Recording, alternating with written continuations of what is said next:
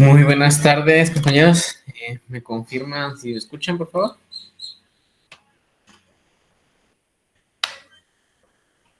Ok, excelente. Bueno, buenas tardes, espero que todos estén muy bien. Y quiero comentarles que el licenciado Estuardo Campos no va a poder estar con nosotros el día de hoy, pero eso no significa que no vamos a tener clase. Con nosotros está el licenciado Omar de la Rosa, que será el encargado de impartir la clase el día de hoy. Espero que puedan aprovechar el conocimiento que puedan compartir con ustedes. Entonces, licenciado, el tiempo es todo suyo.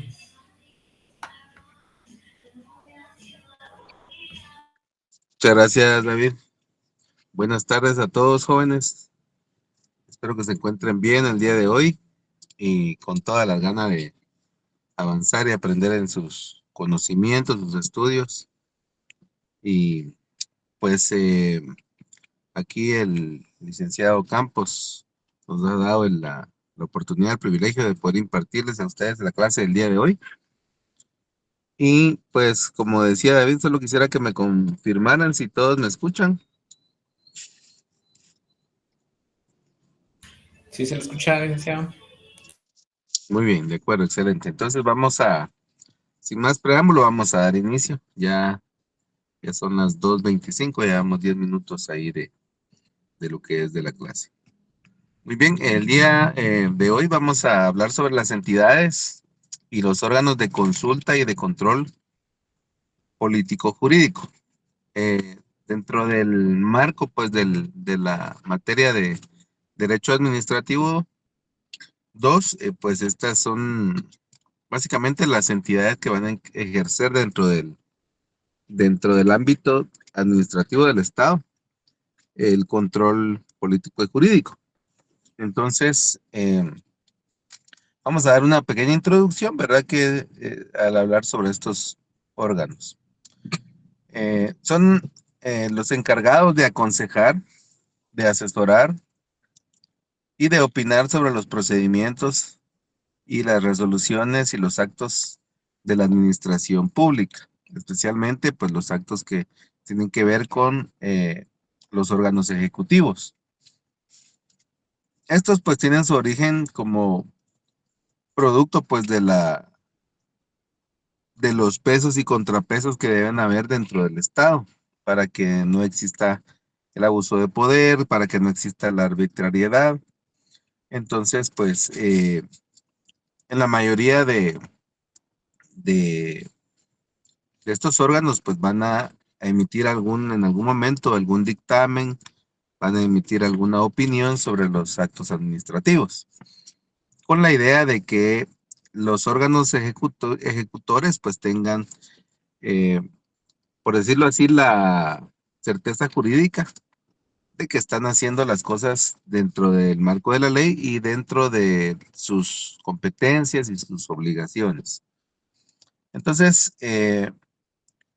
pues la idea de estos órganos es que ejerzan funciones especializadas, digamos, donde se requiere algún especialista en alguna materia o en alguna ciencia, alguna técnica, o en algunos casos, pues en el ámbito jurídico, como sería cualquiera de ustedes en el futuro, que sean ya abogados y notarios, pues podrán eh, de pronto pues trabajar en alguno de estos órganos de consulta y de, de control político, que pues la idea es darle una asesoría a los órganos ejecutivos. Entonces, dentro de estos órganos o dentro de sus funciones, pues van a tener una pequeña clasificación, que sería una consulta jurídica, una consulta técnica y una consulta política. Entonces, vamos a ampliar un poquito estos conceptos, ¿verdad? Entonces, cuando hablamos de una consulta jurídica, principalmente va a consistir en la asesoría o el consejo que provenga a través de un dictamen jurídico. Obviamente esto va a tener que llevar un análisis y un desarrollo en base a la legislación nacional y en algunos casos, pues, incluir lo que se refiere al marco constitucional, ¿verdad? A todo lo que se refiere a los pactos, convenios ratificados por Guatemala, especialmente en materia de derechos humanos. Esto conforme al artículo 46 de la Constitución. Y de esta manera, pues, estas consultas van a tener la finalidad de que el órgano ejecutivo, cuando dicte sus resoluciones o realice los actos, estos se apeguen a las normas legales vigentes en nuestro país. Esto, pues obviamente, especialmente lo van a desarrollar los abogados que estén adscritos a la Procuraduría General de la Nación. Pero muchas veces, pues también los mismos órganos ejecutivos van a tener sus propios asesores. Pero quisiera que tomáramos, digamos, un especial cuidado en que ahorita estamos hablando de los órganos precisamente, que esa es su función. Entonces, por eso hacemos mención de que especialmente los abogados que están adscritos a la Procuraduría General de la Nación van a dar esos dictámenes en cuanto a las consultas jurídicas. Una consulta técnica, en el caso de este rubro, pues se desarrolla por personas versadas en materias especializadas. Vamos a poner un ejemplo, digamos en el ámbito pensemos en el Ministerio de Comunicaciones, por ejemplo.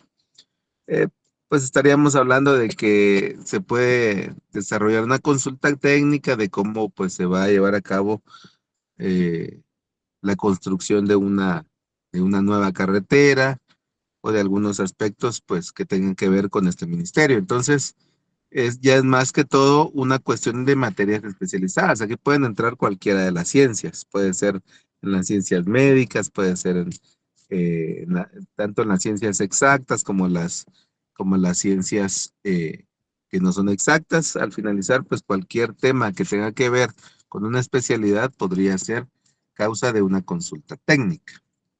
Entonces, ¿cuál va a ser el efecto de esto? Que las resoluciones administrativas se apeguen estrictamente a las normas técnicas. O sea, digamos, no solamente porque van a hacer, digamos, alguna cuestión, pues nada más se basan en lo legal, sino que también tiene que cumplir con los aspectos técnicos especializados de la materia. Entonces, de esta cuenta, pues pueden hacer consultas técnicas. En cuanto a las consultas en el ámbito político, pues esto se desarrolla más por personas especializadas en esta área, ¿verdad? De la política de gobierno y pues que van a encaminar sus dictámenes o sus resoluciones hacia las políticas que el gobierno quiere implementar para el bienestar en general. Pues obviamente eso sería lo esperable, pero pues a veces también no se cumple o en muchos casos pues las consultas se hacen y no se llevan a cabo aunque se hayan realizado. Y eso lo vamos a ver más adelantito, cuál es la razón de eso. Ok, entre las atribuciones, el asesorar o aconsejar a través de los dictámenes para los órganos ejecutivos. La idea es que antes que estos emitan una resolución administrativa, pues entonces ya tengan todos los elementos necesarios para emitirla con propiedad y de manera correcta, para evitar errores, para evitar problemas posteriores. Recordemos que los actos administrativos, quien los dicta o quien emite las resoluciones, pues tiene una responsabilidad. Y en algunos casos, pues esta responsabilidad eh, puede abarcar a varias personas y pues no se queda nada más mientras ellos están dentro de sus cargos, sino que se extiende hasta por 20 años posterior. Entonces, pues lo ideal es que ellos se asesoren bien para emitir estas resoluciones. Y estos dictámenes, pues, pueden ser obligatorios o facultativos. Y en el caso de los obligatorios, también pueden ser vinculantes. Entonces, no sé si hasta el momento alguien tenga alguna duda sobre lo que vamos hablando. Si alguien tiene duda, puede abrir el micrófono, por favor.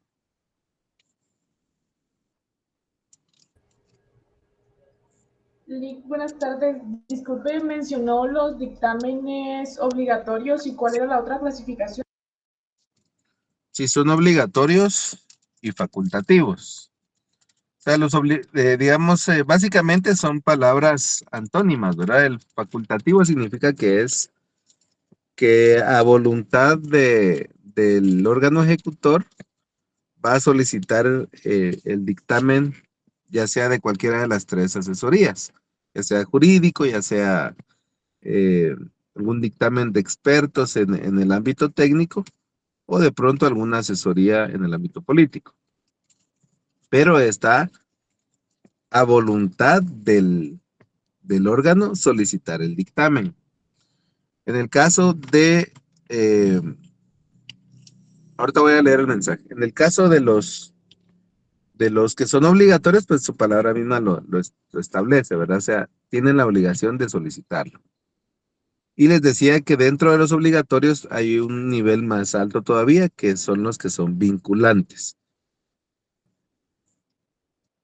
Ok, bueno, ahorita voy a ver, alguien escribió ahí, ¿verdad? En el chat. Dice que si estoy presentando la pantalla. No, no estoy presentando, les soy sincero que pues sí tengo material, pero pues en este momento no tengo dónde poder hacer la presentación. Entonces, básicamente pues solo estoy dando la clase sin eso. Ok, bueno, entonces los vinculantes, o sea, bueno, aquí tal vez yo les hago la pregunta a ustedes, ¿qué entienden por vinculante? Pues estamos hablando ya ahorita con estudiantes del séptimo semestre. Yo esperaría que pues la mayoría entienda qué significa vinculante. A ver, alguien valiente ahí que me explique.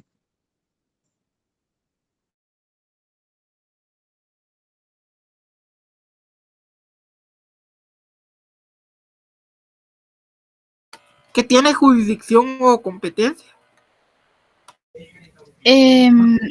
Según lo que yo sé, Lick, es cuando las partes que están involucradas están obligadas a cumplir con lo establecido en la decisión o el acuerdo. Totalmente, así es. O sea, vinculante significa que obliga, que genera, digamos, en muchos casos un derecho y una obligación, ¿verdad? O sea, la vinculación significa que, digamos, voy a poner un ejemplo. Digamos que yo hago un contrato de compraventa. Entonces, como ustedes saben, ¿verdad? Voy a hablar con, con los estudiantes de Derecho del séptimo semestre. Ustedes saben que la compraventa se perfecciona cuando se estableció la cosa y el precio. Entonces, ese contrato es vinculante. ¿Qué significa? Que estoy obligado a entregar la cosa si soy el vendedor y estoy obligado a pagar el precio si soy el comprador. Porque en el momento que se perfecciona el contrato de compra-venta, no precisamente ya se entregaron las cosas y no precisamente ya se pagó el precio, simplemente se estableció el contrato. Pero el contrato es vinculante, entonces obliga a las partes a cumplir con lo que cada uno le corresponde. Entonces, eso significa vinculante. Muchas gracias, Jennifer, creo que fue, ¿verdad? Ok, bueno, continuamos entonces. Bueno, ya dijimos entonces que son en el ámbito jurídico, en el ámbito técnico y en el ámbito político, y que son obligatorios o eh, facultativos, y que dentro de los obligatorios están aquellos que son vinculantes. Ok, va. Entonces, vamos a ver, yo les decía que principalmente los jurídicos pues van eh, por parte de los abogados que están adscritos a la Procuraduría General de la Nación. Esto lo vamos a encontrar establecido, pues no, en este momento no vamos a ir a leerlo, pero está en el decreto 512, que es la ley de la Procuraduría General de la Nación. Entonces, bueno, vamos a entrar a ver ya los órganos que se encargan precisamente de brindar esta asesoría y este control, digamos, tanto jurídico como político. Y el primero que vamos a ver es la Procuraduría General de la Nación. Entonces, la Constitución Política de la República de Guatemala a través de, pues desde el momento que se emitió y las reformas que han habido constitucionales, que han sido por consulta popular, separan básicamente las funciones que antes ejercía el Ministerio Público, que era, digamos, el único ente que daba asesoría y fiscalía. Pero pues ahora todo lo que es la asesoría y la representación del gobierno, del Estado, vino a establecerse que debe ser a través de la Procuraduría General de la Nación. Entonces, esto, repito, lo encontramos en la ley orgánica, que es el decreto 512, pero está en el artículo 251 de la Constitución Política de la República de Guatemala. Entonces, ¿cuáles son esta función que va a ejercer, digamos, la Procuraduría General de la Nación? No solo va a dar asesorías jurídicas, sino que también asesorías técnicas. Entonces, les decía yo que la asesoría técnica va a emitir una opinión en lo relativo a distintas disciplinas, las ciencias de cualquier tipo, pues donde esté involucrado las acciones del Estado. Entonces, dentro de la administración pública, se van a desarrollar ciertas actividades que van a necesitar esta consultoría. Y la Procuraduría General de la Nación puede brindar en algunos aspectos esta asesoría, pero no necesariamente tiene que ser solo esta entidad. Ahora, en cuanto a las asesorías jurídicas, sí, definitivamente, principalmente cuando hay necesidad, digamos, de un dictamen obligatorio, pues siempre va a ser la Procuraduría General de la Nación la que las brinda. Entonces, se refiere a asesorar y aconsejar principalmente al funcionario público en cuanto a los aspectos legales y la aplicación de las leyes y los reglamentos en los expedientes que este funcionario maneje o donde deba emitir alguna resolución o decidir algún acto administrativo. Recordemos que a veces no solamente son resoluciones, sino que las resoluciones van a implicar un acto. Por ejemplo, una resolución que diga, bueno, se va a remodelar un parque, por ejemplo, ¿verdad? Pasó, les voy a poner un ejemplo. Pasó en el departamento de Chiquimula, en el municipio de Ipala. Ahí decidieron que iban a remodelar la iglesia católica, porque pues el alcalde de buena gente dijo, ah, no, yo quiero que mi pueblo tenga la mejor iglesia católica, que si vienen y hacen la demolición de la iglesia. Resultó que esa iglesia era un patrimonio cultural. Jamás debieron haberla demolido. Pero, ¿qué fue lo que sucedió? No acudieron a buscar la asesoría jurídica y la asesoría técnica. Obviamente, pues ahí hay una gran responsabilidad que hay que deducirla. Pero, pues eso pasa por no buscar precisamente la asesoría. Entonces, para evitar esos errores es que deben realizarse las consultas. Entonces, esta asesoría jurídica siempre se va a desarrollar a través de un dictamen. Un dictamen, bueno, esto se los voy a explicar porque esto ya no es tanto solamente jurídico. Un dictamen es la opinión técnica, no importa si es jurídica o de qué ámbito de las profesiones o de las ciencias, pero es la opinión que emite un profesional, donde pues su opinión tiene un valor para ejecutar algún acto, un valor probatorio, de pronto pues en algún juicio también podría ser requerido. Entonces, porque la opinión que está emitiendo, la está emitiendo desde su ámbito profesional y de sus conocimientos de la ciencia que él maneje. Entonces, este dictamen básicamente es la opinión que emite este profesional. ¿Ok? Cierro el paréntesis. Entonces, dependiendo de la clase que sea, entonces podría ser obligatorio o facultativo, como ya lo hemos dicho. Y entre los obligatorios, nuevamente, pues existe los vinculantes. Bueno.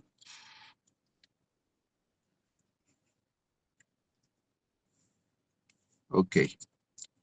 Bueno, entonces voy a repetir ahorita, solo por efectos, pues, de dejarlo bien claro y dejar ya, digamos, una definición en cuanto a los dictámenes. El dictamen obligatorio es cuando la ley indica. O sea, recordemos que los funcionarios y empleados públicos solo pueden hacer aquello que la ley les manda a hacer. Y a los particulares nos es permitido todo lo que la ley no prohíbe. No sé si ven la diferencia. Digamos, nosotros como particulares, o sea, en el ámbito particular, nosotros podemos hacer todo aquello que la ley no nos prohíba. Pero los funcionarios públicos no pueden hacer todo lo que la ley no prohíbe, sino que tienen que hacer lo que la ley les manda a hacer, porque ellos se rigen estrictamente en sus funciones a lo que la ley les establece. Entonces, un dictamen obligatorio va a ser requerido cuando la ley así lo indique. Por ejemplo, el Congreso de la República quiere hacer una reforma a la Constitución Política de la República de Guatemala, obligatoriamente requiere el dictamen favorable de la Corte de Constitucionalidad. Entonces, los magistrados de la Corte van a resolver si la reforma constitucional no implica un detrimento de los derechos de los guatemaltecos para opinar favorablemente. Si ellos ven que las reformas que se quieren hacer va a ser una disminución de los derechos de los guatemaltecos, entonces el dictamen debiera ser desfavorable. Entonces, en este caso, pues es obligatorio para el Congreso solicitar ese dictamen de parte de la Corte de Constitucionalidad. Entonces, en este caso que estoy poniendo el ejemplo, entraríamos también en un dictamen vinculante. O sea, este es el que la ley obliga al órgano consultivo que lo pida y también lo obliga a basar su resolución o su acto administrativo en el dictamen recibido, ya sea favorable o desfavorable. Si es desfavorable, pues le indica que no debe realizar el acto o no debe emitir la resolución. Pero si es favorable, pues le está diciendo que lo haga. Y en ambos casos es obligatorio que el órgano ejecutor actúe en base al dictamen que le emitieron. Como vuelvo al ejemplo, en el caso de las reformas a la Constitución, si el Congreso quiere hacer una reforma, debe pedir obligadamente el dictamen de la Corte de Constitucionalidad y ese dictamen es vinculante, porque si es desfavorable, entonces le están diciendo no puede hacer esa reforma a la Constitución. ¿Ok? Y repito, para última vez, el dictamen facultativo es aquel a través del cual el administrador queda en libertad de pedirlo o de no pedirlo, porque la ley no lo obliga. Y obviamente, pues no tiene que basar su actuación o su resolución en el dictamen que reciba, en todo caso.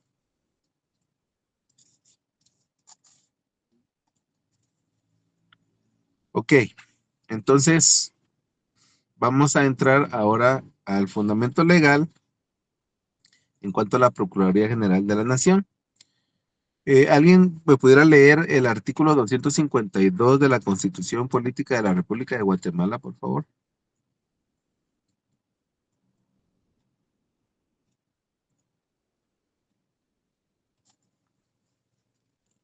Ahí rapidito, por favor, alguien que tenga a la mano sus leyes. Y si no, pues de una vez busquen ahí la ley orgánica de la Procuraduría General de la Nación, que vamos a leer algunos artículos.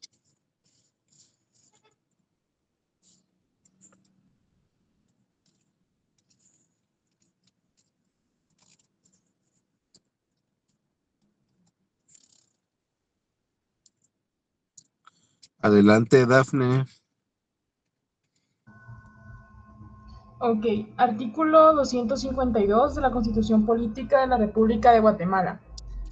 Procurador General de la Nación. Procuraduría General de la Nación La Procuraduría General de la Nación tiene a su cargo la función de asesoría y consultoría de los órganos y entidades estatales. Su organización y funcionamiento se regirá por su ley orgánica. El Procurador General de la Nación ejerce la representación del Estado y es el jefe de la Procuraduría General de la Nación. Será nombrado por el Presidente de la República, quien podrá removerlo por causa justificada debidamente establecida. Para ser Procurador General de la Nación se necesita ser abogado colegiado y tener las mismas calidades correspondientes a magistrado de Corte Suprema de Justicia. El Procurador General de la Nación durará 4 años en el ejercicio de sus funciones y tendrá las mismas preeminencias e inmunidades que los magistrados de la Corte Suprema de Justicia. ¿Cuáles son esos requisitos de los magistrados de la Corte Suprema de Justicia? Díganme uno por lo menos.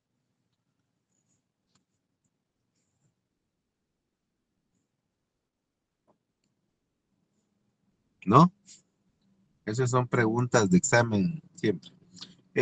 Ellos necesitan, digamos, quien aspire al cargo de magistrado de la Corte Suprema de Justicia debe tener al menos 15 años de ejercicio profesional. Esa es una de los requisitos. Bueno. ¿Alguien ya tiene ahí la ley orgánica de la Procuraduría General de la Nación? Bueno, si no para avanzar les voy a ir leyendo yo.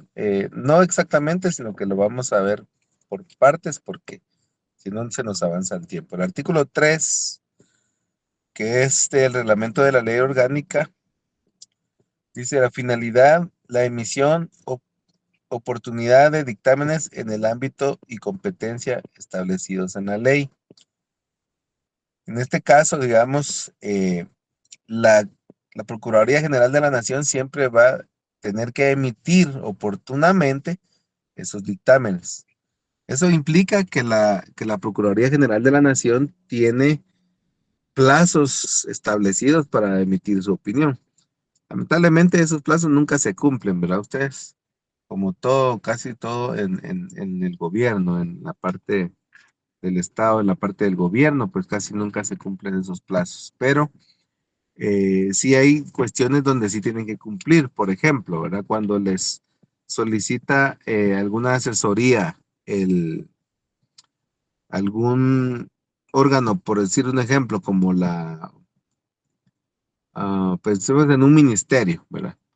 Le pide alguna asesoría, generalmente, pues en esos casos sí van a cumplir los plazos. Pero, por ejemplo, en el caso de la jurisdicción voluntaria, eso ustedes todavía no lo han visto porque ustedes, digamos, van a ver notariado. Bueno, sí están comenzando a ver ya notariado, ¿verdad? Pero la jurisdicción voluntaria la van a ver en el 9º semestre. Entonces, pues todavía, pues ahorita voy a mencionar algunas cuestiones que para ustedes tal vez son desconocidas. Pero en todos los asuntos de tramitación de jurisdicción voluntaria, hay que darle audiencia a la Procuraduría General de la Nación. Voy a poner un ejemplo. Alguien se quiere cambiar el nombre, va a ir ante un notario y va a solicitar ese trámite, digamos, y el notario va a llevar todo el proceso de jurisdicción voluntaria. Pero el notario debe darle audiencia a la Procuraduría General de la Nación para que emita su opinión. Y ahí pues la Procuraduría va a emitir un dictamen. Si es favorable, pues entonces va a proceder. Si no es favorable, pues ya el notario tendrá que hacer otros trámites para digamos, establecer el criterio y que pues en algunos casos, no en todos, en algunos casos, un juez deberá emitir una resolución final. Pero generalmente, pues si todo está bien dentro de la documentación, pues la Procuraduría va a emitir un dictamen favorable. Por ejemplo, en los procesos de los sucesorios extrajudiciales, que también van por jurisdicción voluntaria, que sería, digamos, un proceso intestado sucesorio o incluso un proceso testamentario sucesorio, pues también va a ser requerida la Procuraduría General de la Nación para que emita su dictamen. Otros ejemplos podría ser cuando se quiere vender un bien que es de un menor de edad pues aunque tenga alguien la patria potestad o sea el tutor legal, no puede disponer de los bienes del menor a menos que sea por orden judicial. Pero para llegar a ese punto de la orden judicial, el juez siempre va a requerir la opinión de la Procuraduría General de la Nación. En el caso de la Ley de Compras y Contrataciones del Estado, en el artículo 21 habla de la aprobación de los documentos de licitación. Los documentos que se refiere al artículo 18 de esta ley deberán ser aprobados por la Autoridad Administrativa Superior de la Dependencia, previo los dictámenes técnicos que determine el reglamento. O sea, en estos casos, por ejemplo, esta ley de contrataciones del Estado establece que deben haber dictámenes técnicos cuando se hace, para aprobar pues, los documentos que se refiere al artículo 18. No voy a entrar en esos detalles porque no estamos hablando ahorita de esa ley, ¿verdad? Pero pues para que notemos que en algunos casos pues la ley sí establece la obligación de pedir esos dictámenes técnicos. Entonces, básicamente esa es la función de la Procuraduría General de la Nación, asesoría a los órganos y entidades estatales. ¿Ok? ¿Alguna duda hasta aquí?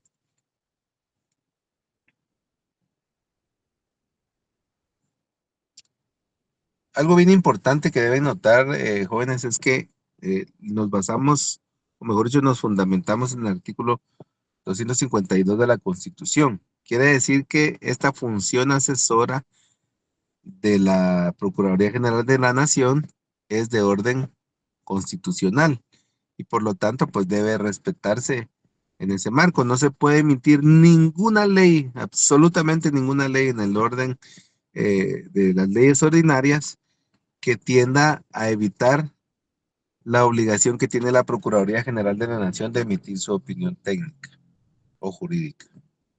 ¿Ok? Bueno, ¿alguna duda con la Procuraduría General antes de pasar al siguiente?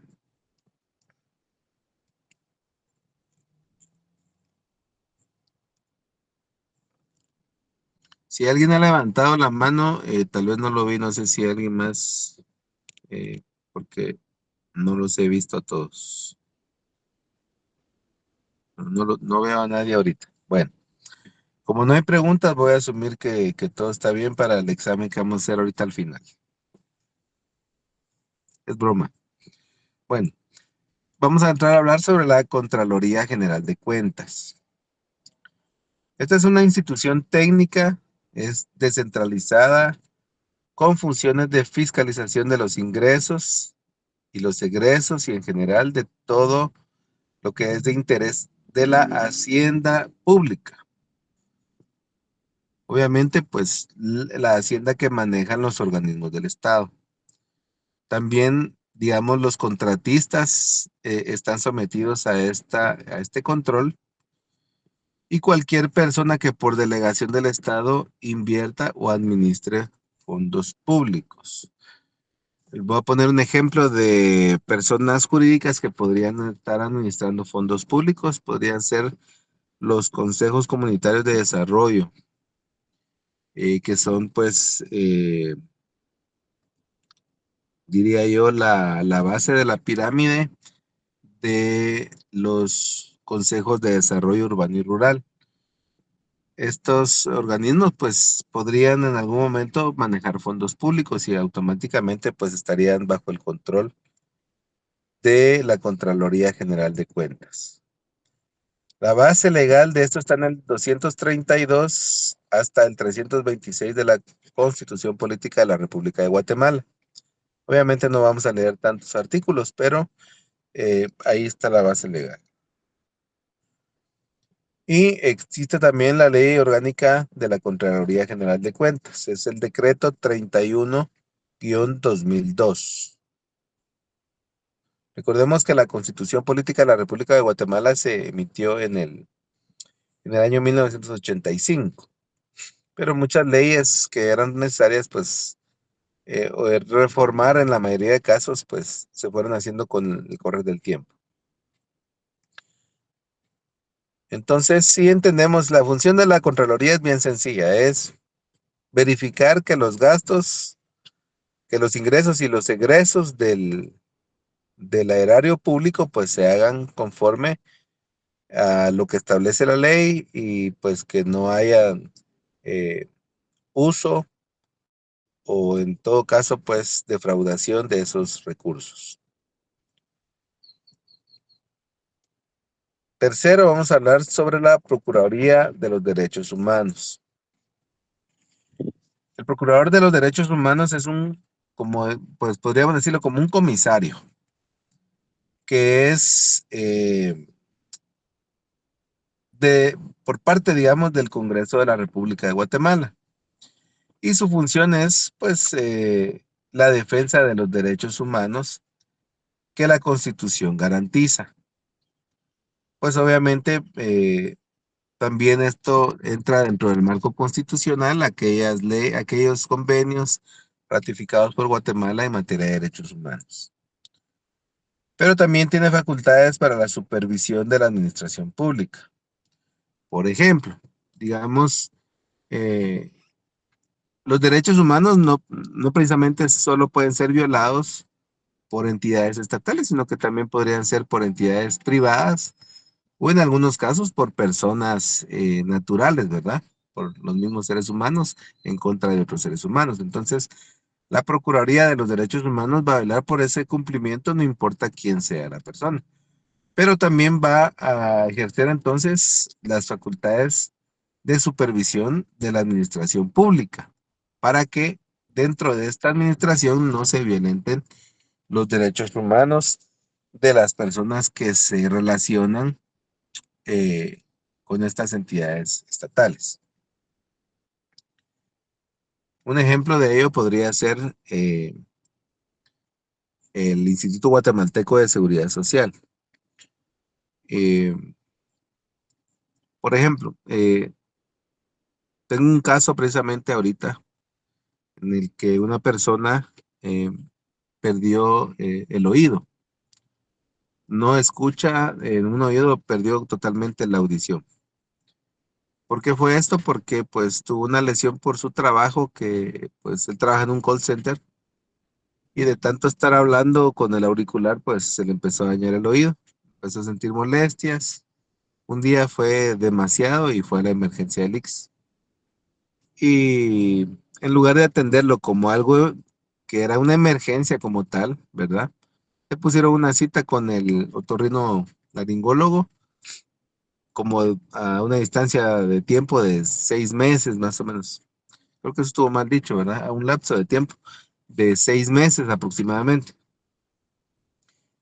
Pues él, cuando fue a la cita con el otorrinolaringólogo, le dijo de que ya era muy tarde, que él, cuando tuvo esa emergencia, él tenía un máximo de 8 días para ser atendido y así poder recuperar su oído. Que a estas alturas, pues ya era imposible recuperar el oído, que lo había perdido totalmente. Entonces, pues aquí hay una clara violación al derecho de una vida digna, ¿verdad? Entonces, la la Procuraduría de los Derechos Humanos podría claramente intervenir en esto, pues, para que esos procedimientos cambien. Obviamente, pues, sabemos que aquí hay mucha burocracia y muchas cuestiones, pero básicamente esa es la función que debería estar ejerciendo la Procuraduría de los Derechos Humanos. En cuanto a la Constitución Política de la República de Guatemala, la base legal de este órgano está en el artículo 273 al 275 y también lo encontramos en el artículo 216.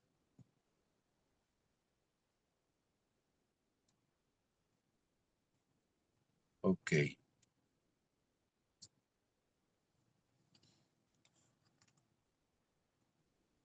Un momentito, por favor.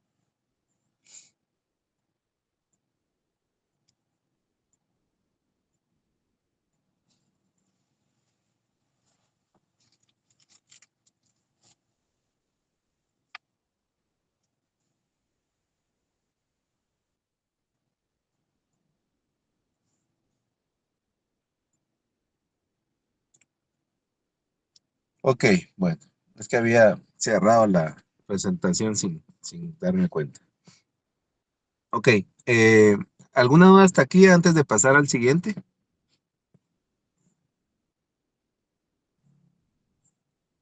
¿No? ¿Todo claro? Perfecto. Bueno, vamos a hablar entonces de la Corte de Constitucionalidad. Este es otro órgano de consulta, pero también de control. Aquí no hay mucho de política, sino más bien en el ámbito jurídico específicamente. Básicamente es un tribunal permanente de jurisdicción privativa. ¿Alguien entiende qué es jurisdicción privativa? O mejor dicho, ¿alguien no entiende qué es jurisdicción privativa?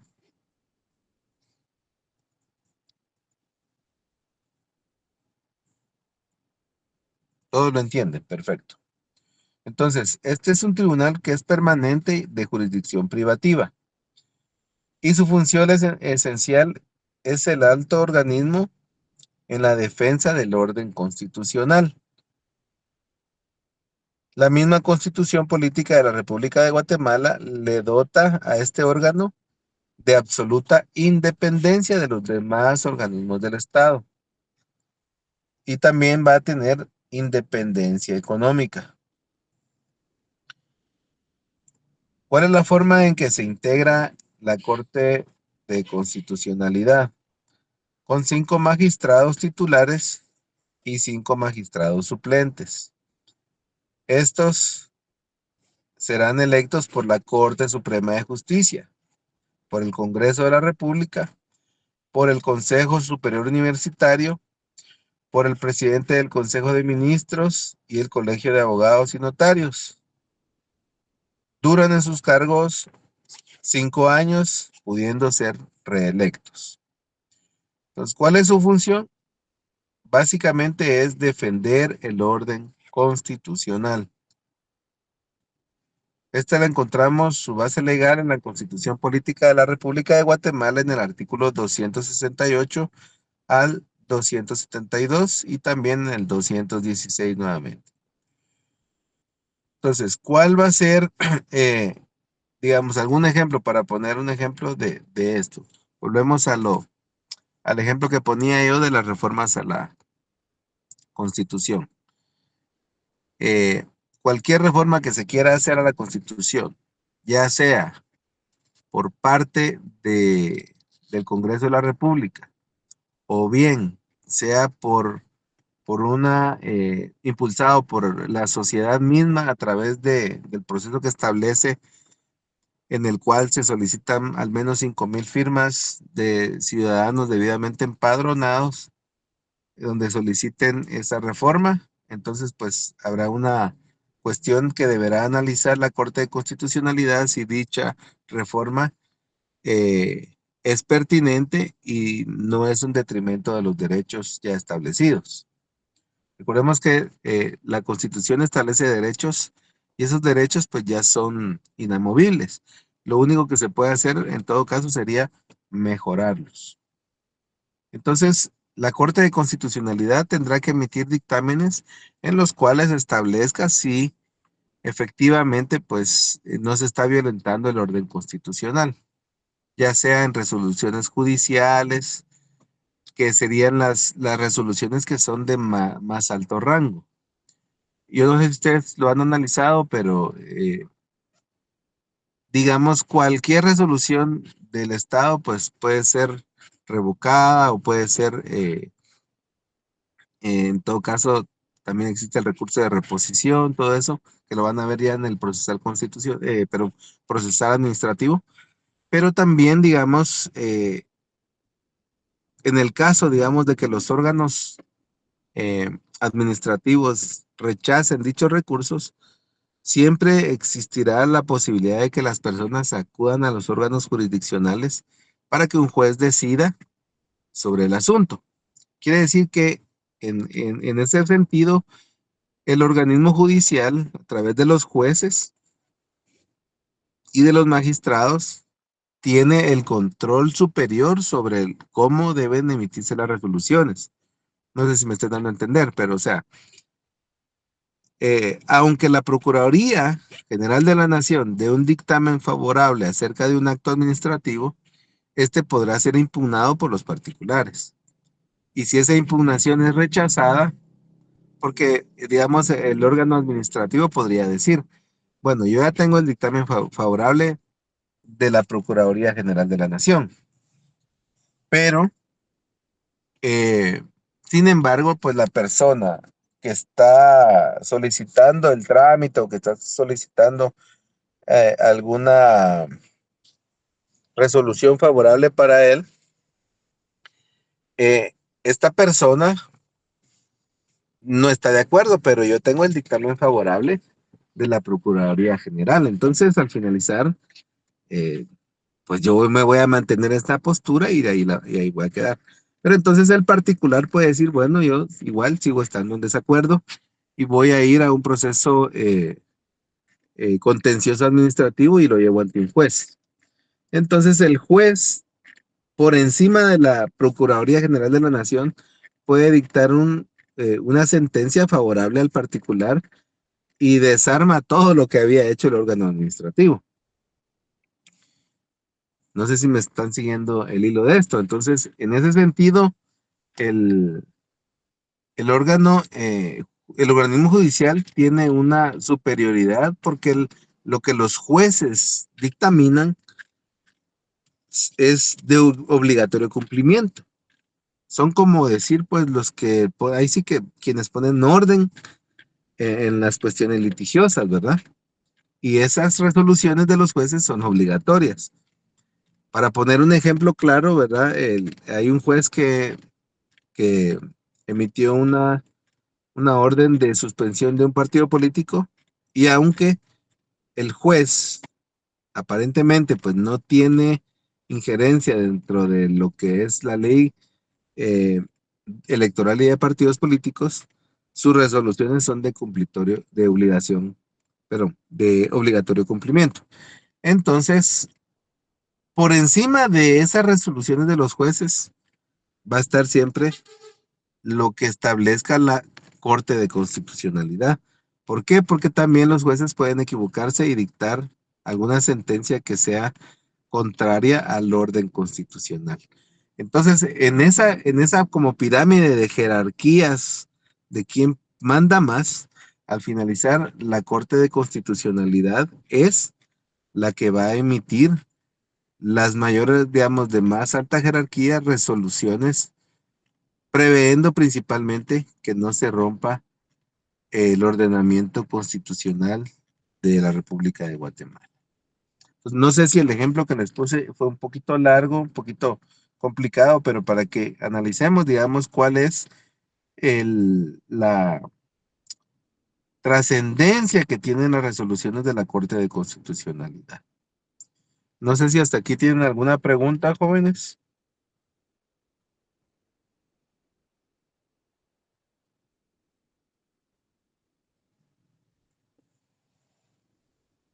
¿Les está quedando claro o hay algunas dudas? Sería bueno que pregunten porque después en el examen les puede venir alguna pregunta de esto si no van a tener claridad. Ahorita es el momento de preguntar.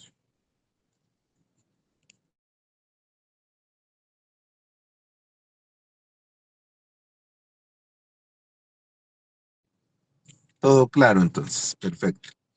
Bueno, voy a pasar al último que vamos a ver el día de hoy y con esto vamos a terminar esta clase.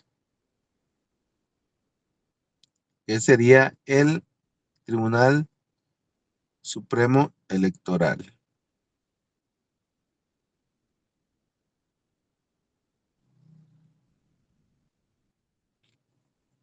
Este tribunal se crea con la Constitución Política de la República de Guatemala del año 1985. Antes de eso, pues quienes convocaban a elecciones y todo eso eran los mismos presidentes.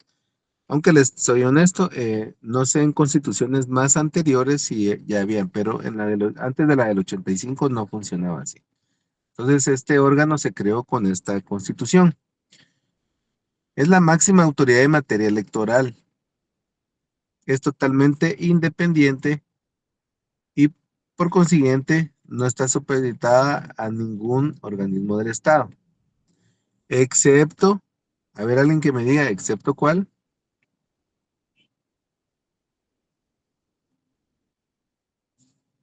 En base a lo que ya les mencioné hace un momento, ¿cuál La sería la excepción a Corte, esta norma? la Corte Suprema de Justicia o la Corte de Constitucionalidad. La Corte de Constitucionalidad y, de hecho, cualquier resolución judicial. Que por eso les decía yo que en el orden, digamos, de superioridad, por decir así, las órdenes, las resoluciones judiciales son de obligatorio cumplimiento para todo ámbito, para todo ámbito. Ahí no hay excepciones. Si un juez ordena algo a un órgano administrativo, este está en la obligación de cumplirlo. ¿Ya? Es así, aunque digamos, recordemos que la independencia de un organismo no implica que es superior a la ley. Aquí es donde está el fundamento de esto que les estoy diciendo. Entonces, si algo está cometiendo cualquier órgano administrativo en contra de la ley, un juez puede ordenarle que se someta al cumplimiento de la ley. Entonces, porque para eso existe el organismo judicial y pues obviamente los organismos jurisdiccionales, que son los jueces. Recordemos que los jueces son los que tienen la jurisdicción. Y no voy a entrar en detalles qué es jurisdicción porque ustedes deben ya saberlo.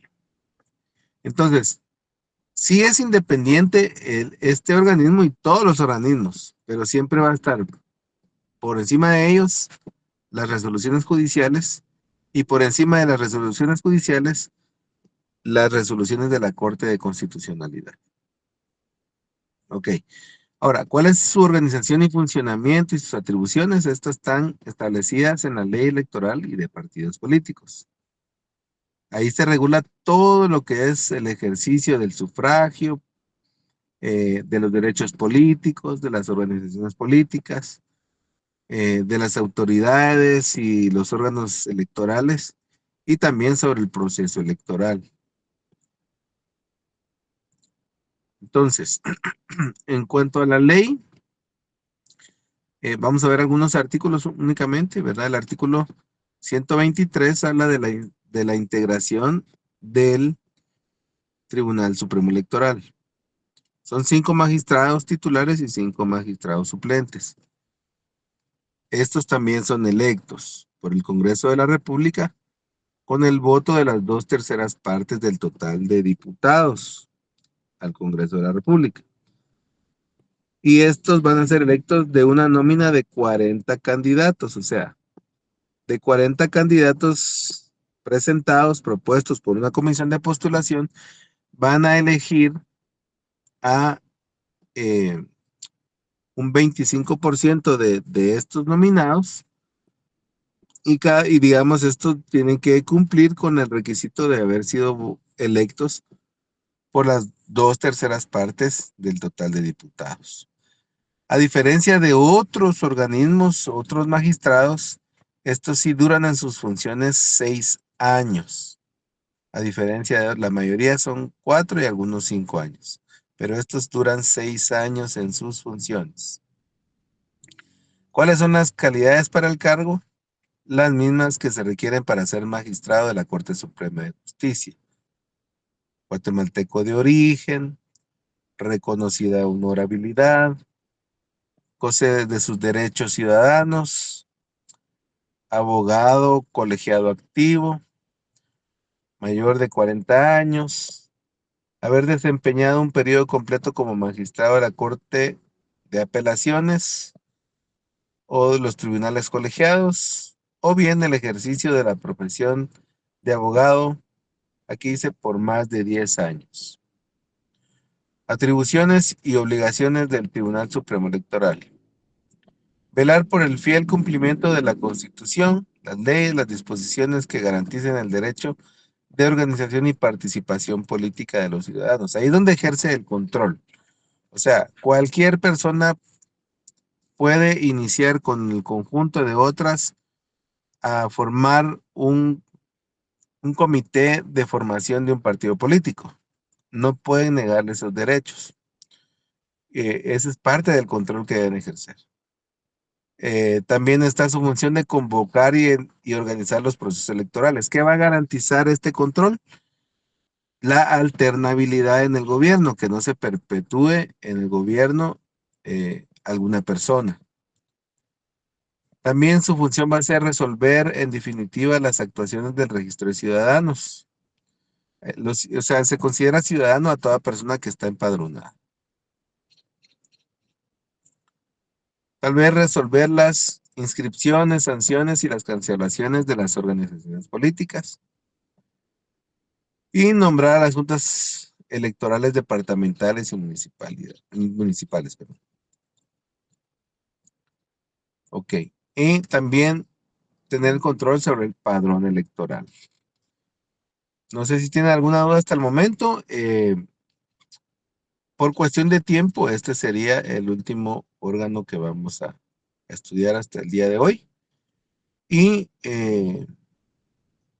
vamos a dejarlo hasta acá. No sé si alguien tiene alguna duda.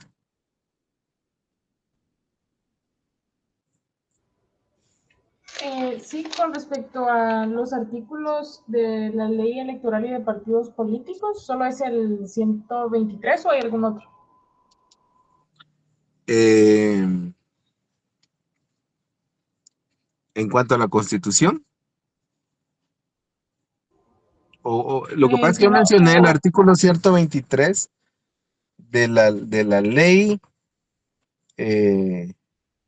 no fue de la Constitución, o entendí mal la pregunta. no, mi pregunta es si aparte del artículo 123 de la ley electoral y de partidos políticos, ¿hay algún otro artículo? Bueno, en realidad, toda la ley, ¿verdad? Toda la ley de electoral y de partidos políticos, ahí pues obviamente está todo lo que implica a este órgano, ¿verdad? De hecho, miren, pues digamos, la base legal que nosotros proporcionamos generalmente es como decir un pincelazo, ¿verdad? Sobre el fundamento legal de lo que se está hablando en clase.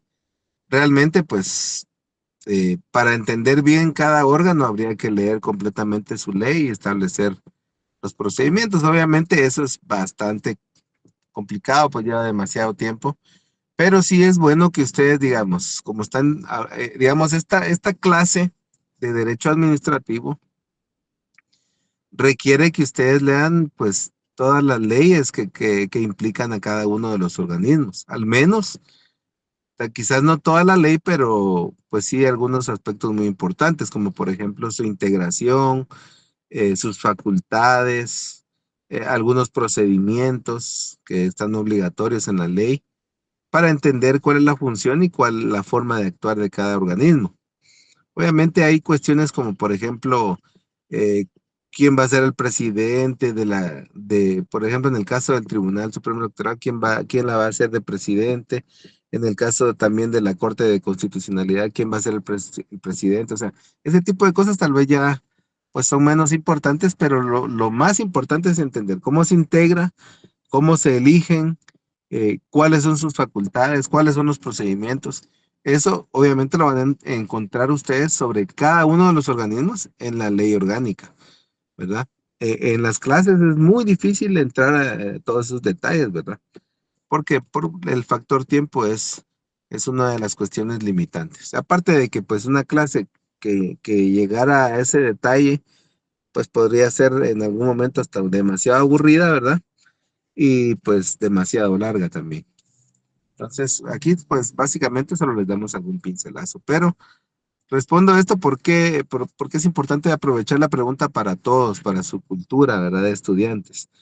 Eh, Cuando ustedes lleguen, digamos, a cerrar pensum y vayan a pensar en sus exámenes técnicos profesionales, van a tener que estudiar todas esas leyes, porque es parte de la fase pública, el examen técnico de la fase pública se ve el derecho administrativo y hay que pues manejarse todas estas leyes que estamos viendo aquí lo mejor posible. Entonces, si ustedes comienzan a leer desde ya cada una de esas leyes, pues van a estar acumulando conocimiento que es muy importante en el futuro. No sé si hay alguna otra pregunta.